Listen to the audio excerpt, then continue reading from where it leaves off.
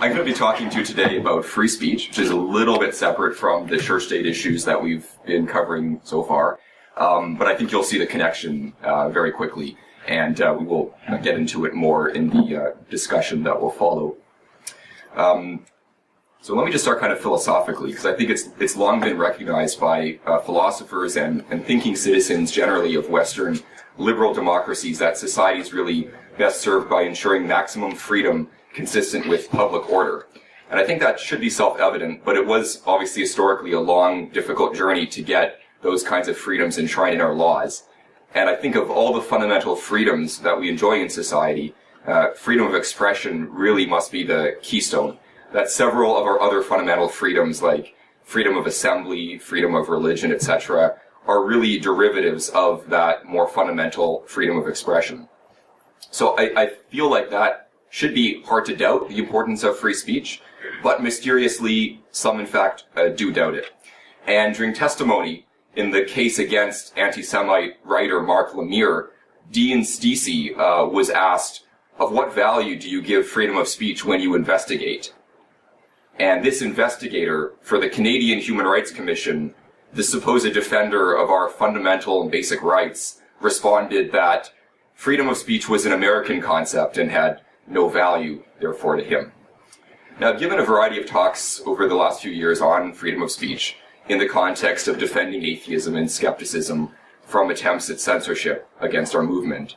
And I'd like today to just provide an update on some of those issues that I've discussed before, and I will reference some specific cases that we've been involved with over the last couple of years that speak to freedom of speech and other fundamental freedoms. Let me start again by referring back to the Human Rights Commissions in Canada, because there's a bit of a success story, I think, there. The Human Rights Commissions, I should state, are vital apparatuses for confronting genuine discriminations that persist in our society. But expressions of controversial speech are themselves a vital mechanism for rectifying discrimination. And so it's been frustrating that these same agencies have not only neglected to protect this fundamental freedom, but have actually become, or have recently been, arms of censorship themselves. We all know some of the familiar cases. Ezra Levant, the editor of the Western Standard, probably not the most sympathetic character to people in this room, being investigated in Alberta for publishing the Danish Mohammed cartoons. Around that time, there was a case against Maclean's magazine for publishing an excerpt from Mark Stein's book, America Alone, which was deemed to be Islamophobic. And granted, these human rights commissions have investigated some genuinely nasty characters, including the anti-gay Christian writer Reverend Stephen Boison, also in Alberta. But I think seeking to censor someone just because you disagree with them, with their opinion, I think that's a dangerous precedent that creates the kind of society that in the long run I don't feel we would want to live in. And that's not just me talking. I can quote from Alan Borovoy, the general counsel and founder of the Canadian Civil Liberties Association, who's a good source because he was one of the founders, probably the pioneer behind the establishment of these human rights commissions in the 60s. So the update is that now, just this summer in fact, Section 13 of the Canadian Human Rights Act, that's the legislation that empowers the federal body to investigate, quote, the communication of hate messages by telephone or on the internet, that is on its way to be repealed. The federal government has passed a private member's bill that will remove that particular section. So we're not dismantling the human rights commissions. As I say, they do valuable work, but that particular section of the federal legislation or the federal part of that federal code will be amended shortly. And I think that that's a very good development, because the self-censorship of legitimate opinion has been especially effective in curtailing critical and important responses to radical religious individuals, and especially radical Islam. And I think it's no accident that for dozens of years the organization of the Islamic Conference, the OIC, has been passing motions through the very similarly sounding UN Human Rights Council against the so-called defamation of religion. I won't go into the details of that because I think we're already short on time, but let me just skip to the good news. Over the course of a handful of years between about 2007 and 2010, every year they would introduce the same or a variation on the theme of defamation of religion, and they would pass easily. There was kind of a turning point in 2011 where it passed, but it was a very close vote, 20-17, I believe, with a high number of abstentions. And many Western countries, including the EU, spoke out in support of free speech and the importance of taking a very hard line in defense of free speech, to the point where now the conversation at the UN Human Rights Council has really shifted, as I think we should be glad, from defending to defending people rather than ideas or religions, and removing the idea that people have a right to be free from being offended. So there's been a very good movement along those lines. And I think we can be proud of having played a small part, at least, in provoking that turning point in the way the UN perceives freedom of speech. In 2009, the CFI launched a project called International Blasphemy Rights Day, which aimed to take a courageous stand for an individual's right to choose to be blasphemous, to choose to engage in satire or mockery, not to just do it for its own sake, but to defend an individual who, for whatever reason, decided that their favored way of communicating was to be blasphemous. I have to say that International Blasphemy Rights Day has been eventful every year since we've run it in 2009. The first year we did it at U of T. This was in 2009, and it prompted a really good debate, I think, in front of one of the big buildings at the university. It also prompted somebody to dump the satanic verses into the garbage for apparently promoting Satanism. So that sparked an interesting conversation as well.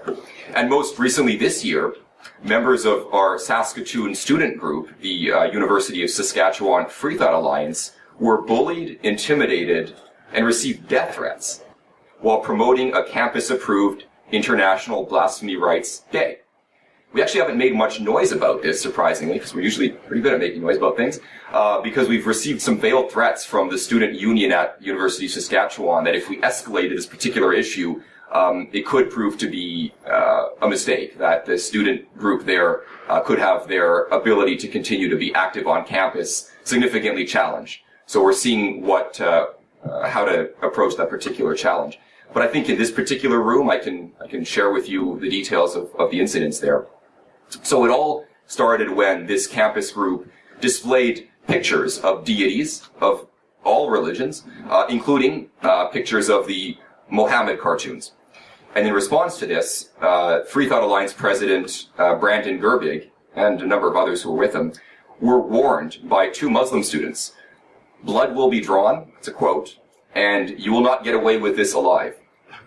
Now, I should state that most students, including most of the Muslim students that they engaged with, were calm, were rational, engaged in appropriate forms of debate, but a small number, and they were with the Muslim Student Association, reacted by tearing down posters, vandalizing displays, stealing the phones of two of the students there, because they had taken pictures with their phones of what was happening. The phones were returned. The photos were deleted off of those phones. Now, I think that while defending free speech, especially for controversial forms of expression, we expect passionate, opinionated disagreement, but we don't expect, and we will never tolerate, responses that amount to criminal behavior. And I think that what was perhaps most troubling was that the Muslim Student Association had pre-prepared, professionally produced pamphlets mocking free speech. And they were apparently quite ready and willing to distribute these pieces of propaganda at a moment's notice. And I think that particular development is what ties that local incident to a concerted international effort to block legitimate criticism of radical religion. As a quick aside, threats to free speech don't only come from religious authorities, of course. Sometimes the state gets involved too. Like in the case of Pussy Riot. Members, as you know, of this Russian band were jailed for having condemned Russian President Putin in Moscow's chief Russian Orthodox Church.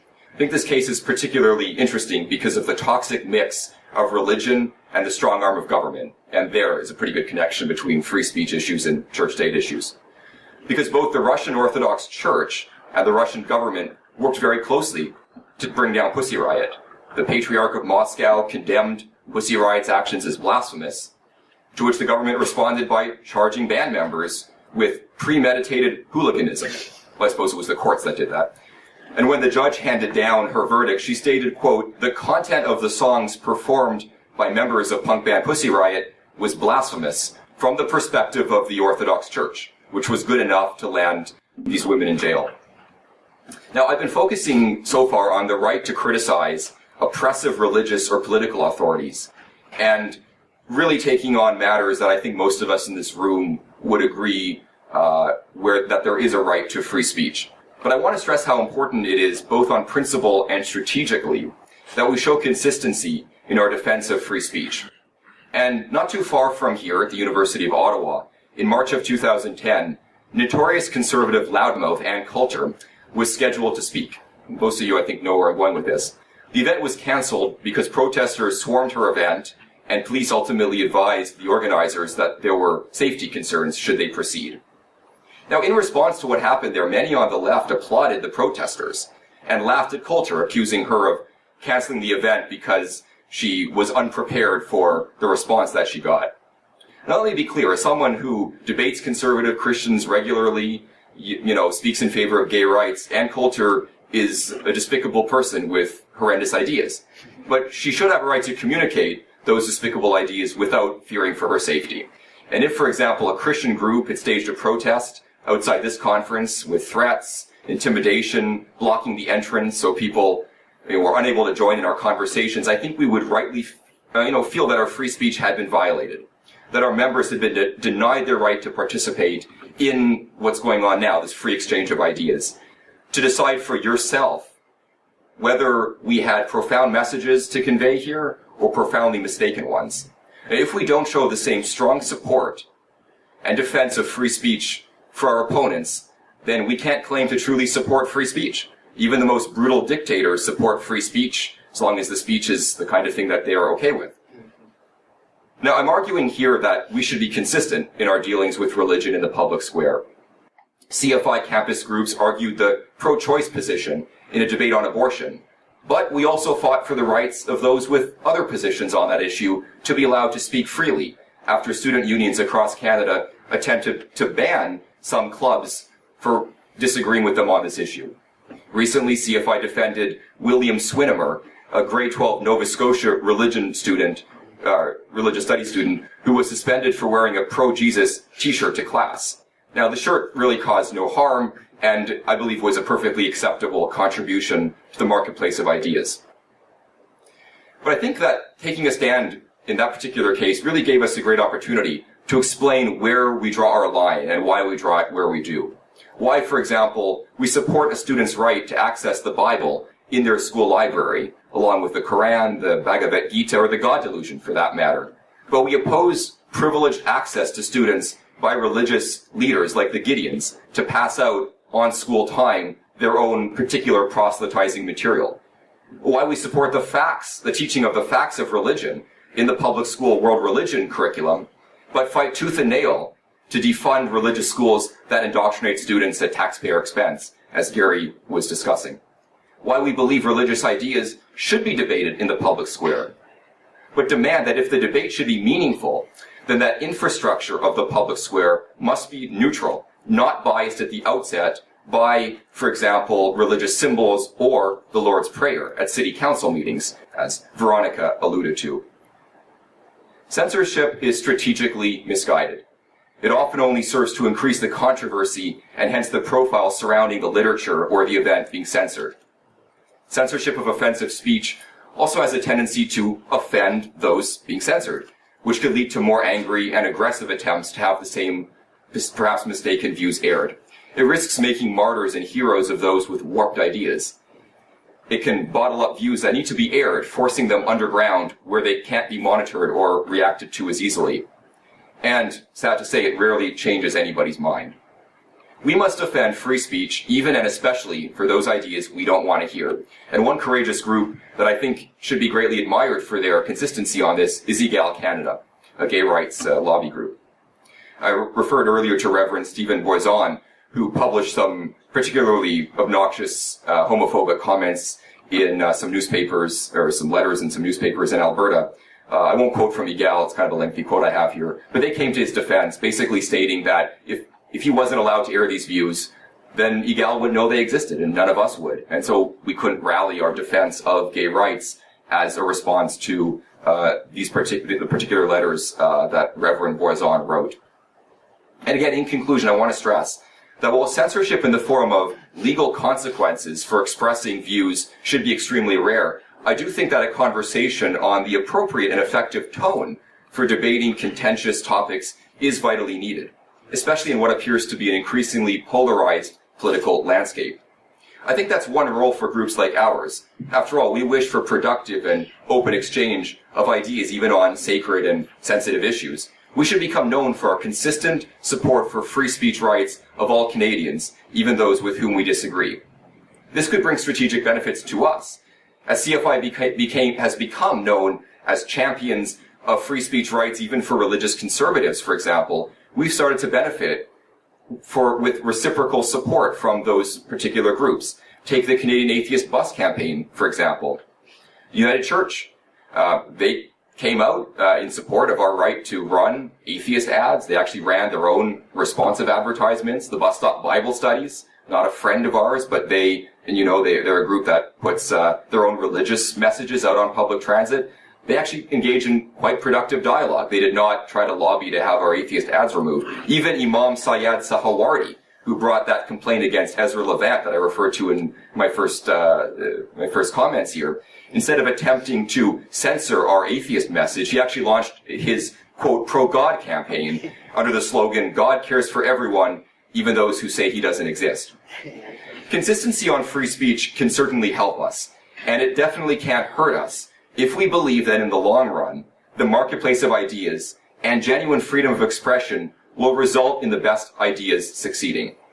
So I hope I've encouraged some critical reflection even on our own cherished assumptions. And of course, given the message of free speech I'm here to convey, I would welcome your feedback and even your challenging responses to some of what I've said. And thank you for your attention.